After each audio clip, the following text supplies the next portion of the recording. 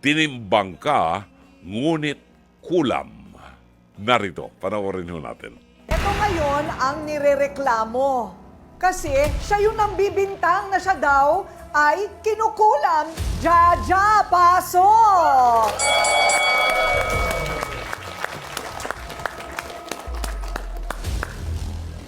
Okay, Jaja. So, iniisip mo na ikaw ay kinukulam ng kakilala mo, kapitbahay mo pa nga. Yes, ma'am.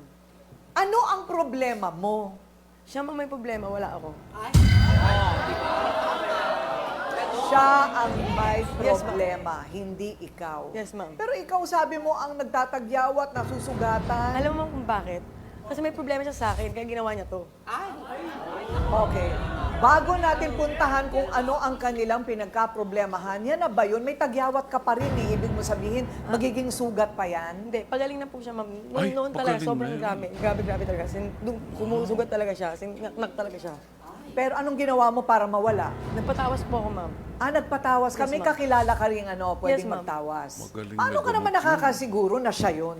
Eh siya lang naman yung huling nakasagutan ko eh. Tapos nagbanta kasi siya sa akin. May binitawag pala. May binitawang binitawan salita. pala siyang salita. Ano ngayon ang mga salitang yun? Sabi niya, manda daw ako, makakarma ako. Pag kinabukasan, ganito na yung mukha ko. Ay, agad-agad. Teka muna, sandali lang. Jaja, Oo nga. hindi ba? Marami naman talagang mga nagsasalita ng pabitaw ng ganyan. Galit po kasi siya ma'am nung ginawa niya yun. Kasi di ko siya pinapautang. Ay! Yun naman pala. Diyos ko, pag-utang talaga. Naku, yan na yun eh. There's money involved, ha? Okay, so nagsimula sa utang na ayaw mong Magkano ba yun? Ma'am, may utang po kasi siya. Oh, yung mga may utang pa siya sa akin, mangutang ulit. Ay! Ay, Di ba ka nagbabayad? Mali talaga yun. Magkano ang utang niya na hindi niya mabayaran? Anong unang nangutang siya? 2.5. Nagbayad siya ng 1K. 1.5 pa. Tapos mangutang ulit. Ah, so naman ulit? Grabe. Umutang ulit. Hindi pa nga fully paid. At hindi ba pagka sinabi mong mangkukulam, meron na talagang reputasyon muna na nangungulam? Yes, ma'am. Ako, ma'am. Hindi naman ako talaga mapaniwalay sa mangkukulam. Kaso narinig ko na naman sa kapitbahay namin na lagi siya naglalakad sa gabi, tapos lagi siya may dalang kandila. Pero mas nakita ko rin siya ng ganon. Sa likod ng bahay namin, sinita ko pa nga. Baka naman brownout. oo eh. Po? Oo. Di ba brownout? Ma'am, may ilaw po kami, tapos siya may brown out. Ay, magkapitbahay lang naman po kami. Sa ngayon, ano ang mga tanong sa isipan ninyo? Ayan. Stanley. Eh ako, ang tanong ko, bakit hindi ka nagpaderma? Ma'am, Pinagyawat ka eh. Sir, wala naman po akong tagyawat noon. Oh. Kung bago ito nagkaroon, nagnaknak to ng kusa, agad dire-diretso na. Ayun. Wala siyang Tigyawat derma, din sir. pag ano. Wala pa akong tagyawat. At saka hindi tigyawat yung ganyan kalaki. O, na yan.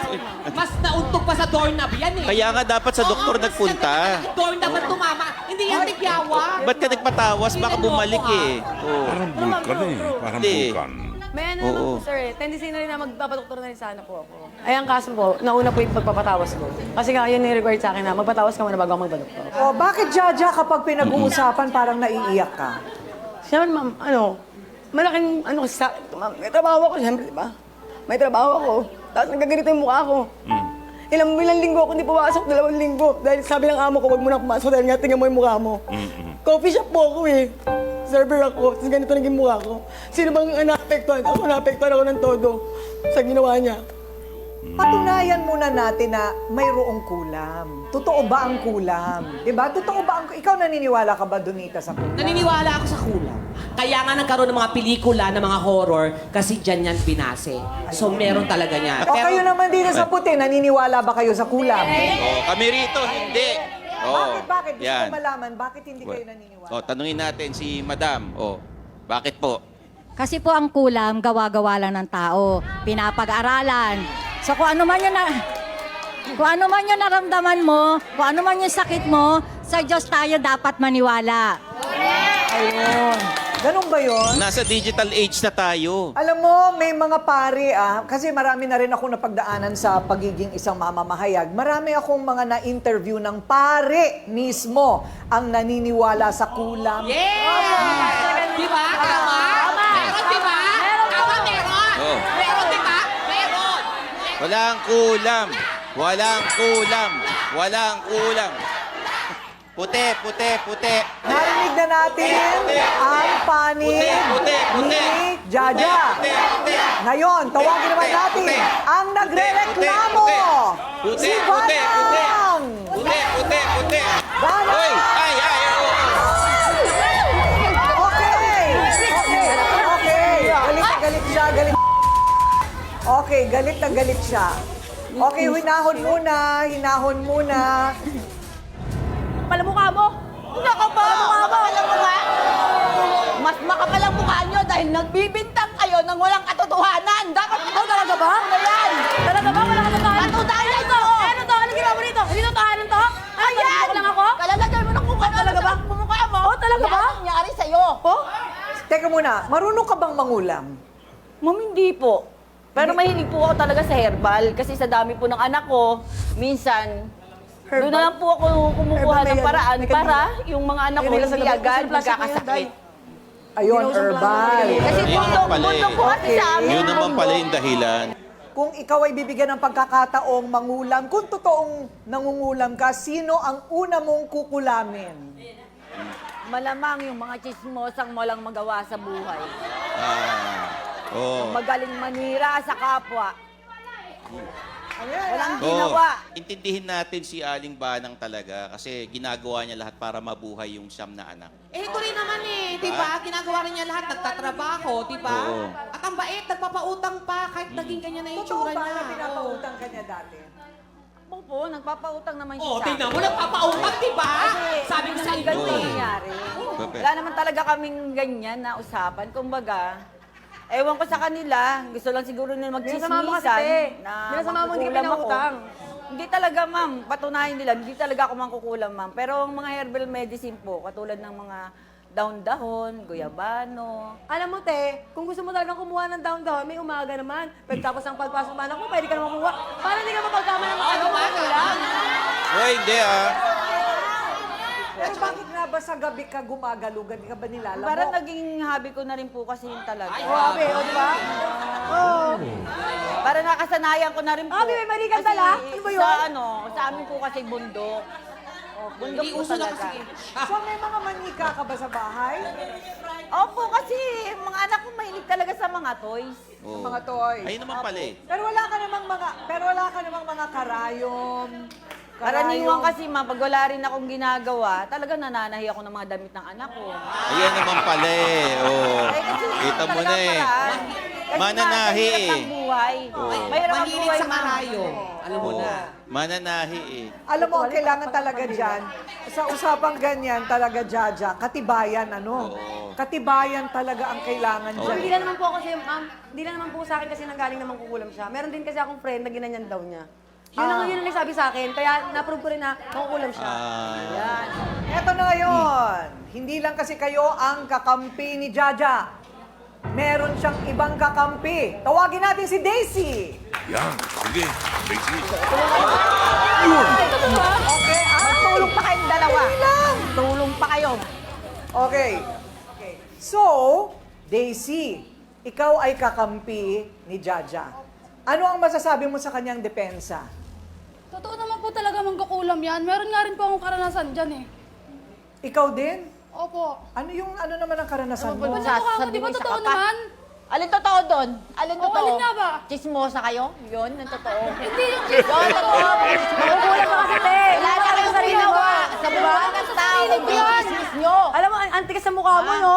Bakit parang, alam mo ito si Daisy sa natural dito po sa studio. Makikita nyo, talagang naiiyak sa galit. Bakit? Bakit ka galit na galit?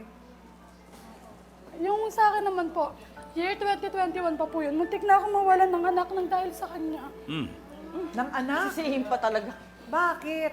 September 9, 2021 po, bumili ako sa kanya nung lumpiang togi niyang pangat.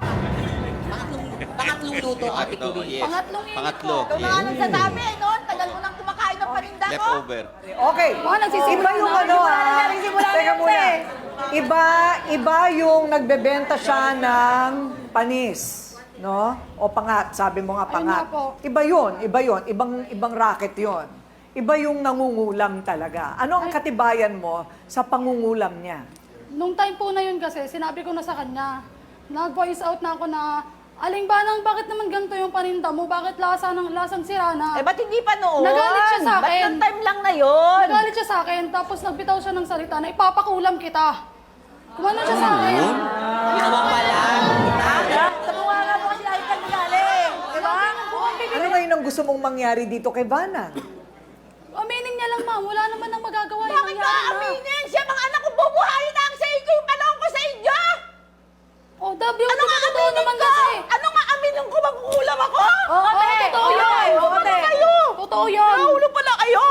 Sandali, habang sila po'y nag-aaway, sandali lamang po, magbabalik po kami. Alam naman natin, lahat ng problema, kailangang face to face, harapan! Harapin mo face to face. Harapin mo face to face. Puti, puti, puti. Puti, puti, puti.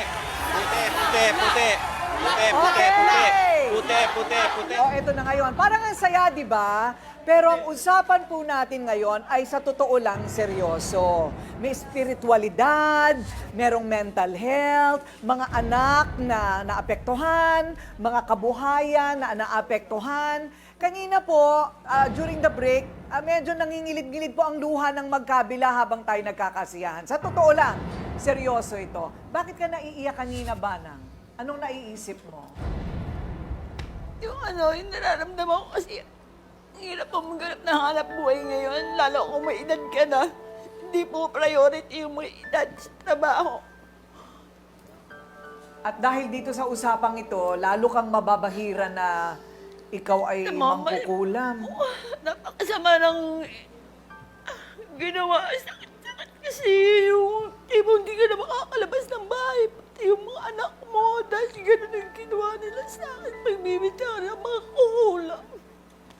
Kasi ang tanong dyan parang, kailangan mo bang patunayan ang isang bagay na hindi mo naman ginagawa? It's like a double negative.